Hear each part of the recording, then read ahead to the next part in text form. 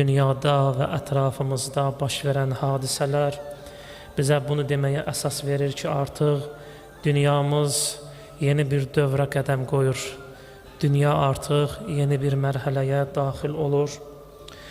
Bu baxımdan düşünürəm ki, möminlər bu məsələdə daha diqqətli olmalıdır. Dövrümüzdə baş verən hadisələri, ətrafımızda baş verən hadisələri soyuqqanlı bir şəkildə, real olaraq, təmkinlə oxumalı, təmkinlə analiz etməli və başa düşməlidir.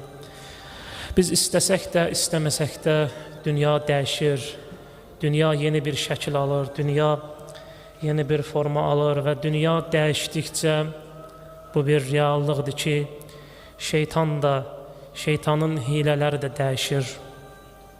Dünya dəyişdikcə şeytan və onun ardıcıllarının metodları da dəyişir.